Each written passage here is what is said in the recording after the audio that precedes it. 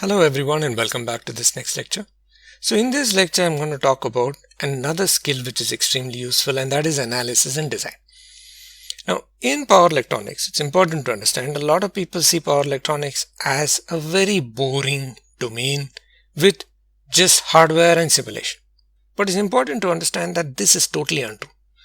The scope for analysis in power electronics is vast. Analysis and design, this is very vast. So I've already talked about before, a power converter is useless unless you control it. Because remember, a power converter is just static devices like IGBTs or even MOSFETs or anything else. But in order to be able to provide them with firing pulses, you need a controller which will make sure that this power converter behaves in the way you want it to behave, right? Therefore, for a working hardware prototype, that is a working power converter, you must have a controller. This controller is an absolute must. Now it's important to note that a lot of people see control as a very different domain. It does not have to be so. Designing a controller does not have to be the job of a specialized control engineer, right? You do not have to be a specialization in controls to be able to design a controller. In most cases, if you go to industry, you will find that these controllers are designed in power electronics applications by the power engineer. It is the power engineer who implements and designs the controller. Unless, of course, in some very specific cases where the implementation requires a huge, very intricate detail of the firmware. If you're using a very specific microcontroller or you're trying to code in assembly language. In those specific cases, we have special jobs for firmware engineer, but those are very specific. In a lot of cases, the controller design and implementation is done by the power engineer. Now, what does it mean when you design a controller? When you design a controller, we need to model a system. When we say model a system, we need a mathematical model of the system, a mathematical representation. Because only when you represent it mathematically and you can analyze this system that you understand how you can design a controller so that this system behaves the way you want it to behave. Right? That's what it's all about. You are understanding how the system behaves and you are determining what the controller should do to make the system behave in another way, which is the way you want it to behave. That's what control is all about. So this is what the entire process of designing a controller is. So what's important to understand that as systems are becoming more complex, right? So for example, we have multi-converter systems. We have, let's say, a wind farm with several wind turbine generators. Each one of them has its own power converter. In such cases, system analysis becomes very complex. And this is the most important case, is that of smart grids. When you have so many systems that are connected together and all of them have power electronic devices, how will you model them mathematically? How will you analyze the behavior of such a system? These kind of mathematical models that can be used to analyze large and complicated systems is very challenging. Alright? Because remember, most of the system analysis that is done for complex systems is not done in the power electronics domain. This is done for aerospace systems or chemical systems, right? Therefore, bringing in those techniques into power electronics is a huge challenge. Now, as a power engineer, in order to do so, you would need to build a fairly strong foundation in linear algebra, in systems theory, and in advanced control. And if you can do so, then in that case, all these tasks now become possible. That is, you can model a system, you can analyze a system, and you can design a controller. And if you are able to do so, you will find a very vast array of challenging projects opening up to you. Right? So this is the main advantage of analysis and design. This is why it's important to build also a strong foundation in theory, in mathematics.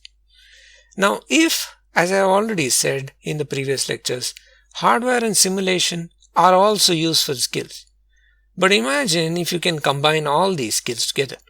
combining analytical and control skills with simulation and hardware. Just try to think what you can do with these skills. Just imagine the job prospects that will open up. I'm not even going to tell you about it. You imagine. Any R&D organization will be desperate to grab you. Of course, it's important to understand that not just does it increase your employability, taking up these kind of challenging analytical problems will make power electronics more enjoyable. And that is most important, because only if you enjoy a domain will you stay in it and grow in it. Remember, you must enjoy what you do. There's no point in waking up in the morning and going to a job that you hate. If you do something, enjoy it. And if you can find challenges and enjoyable aspects to a domain, there is nothing better than that. This is one of the reasons why you should consider building strong foundations in analytical and systems theory. And finally, there's one other thing which I want to talk about. Nowadays, everyone talks about artificial intelligence and machine learning, right? That's pretty much the talk of the day. Every news item has something to do with either artificial intelligence or machine learning. And of course, you could say the hottest jobs right now are these jobs, that is artificial intelligence jobs, at the big companies like Google or Microsoft or Amazon or any of the others. And it's quite a sad misconception that these techniques are used only in companies such as these, such as only in Google or Microsoft or in any of the other major companies would you use artificial intelligence. And it's important to note that that's totally untrue.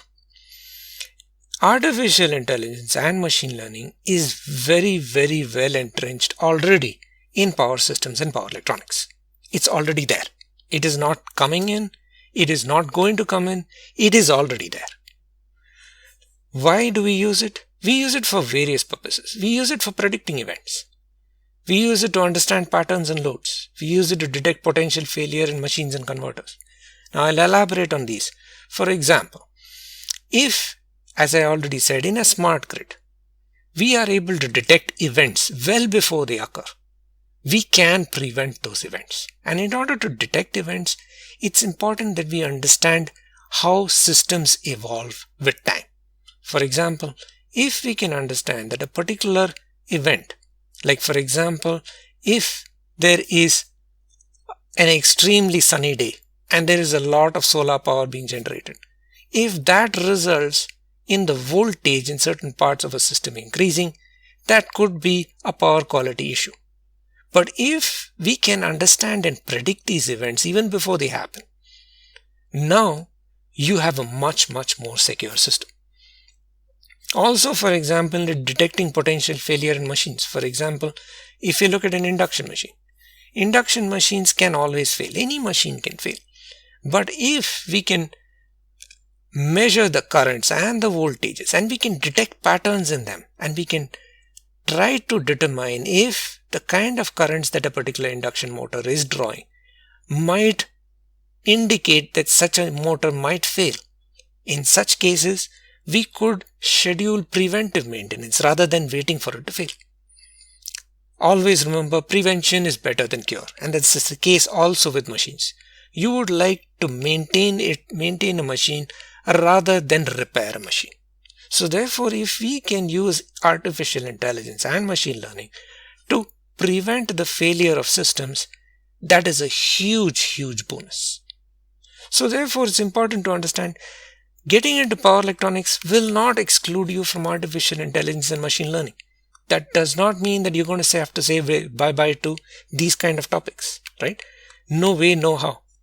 The reason is that these are being used, already being used. And if you want to get into their usage, by all means you can do so. That you can learn how to use artificial intelligence and machine learning in power electronics and power systems. And these applications are only going to grow as smart grids become the future and smart systems become the future. So therefore, if you have your eye on artificial intelligence and machine learning, don't forget power electronics.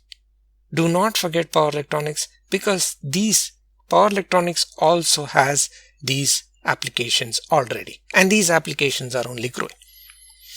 So with this, I just wanted to talk about some of the benefits of building analytical skills in power electronics and how these analytical skills can also increase your employability. So with this, I will end this lecture. If you have any doubts, please do post. Otherwise, I will see you in the next lecture. Thank you so much and see you soon. Goodbye for now.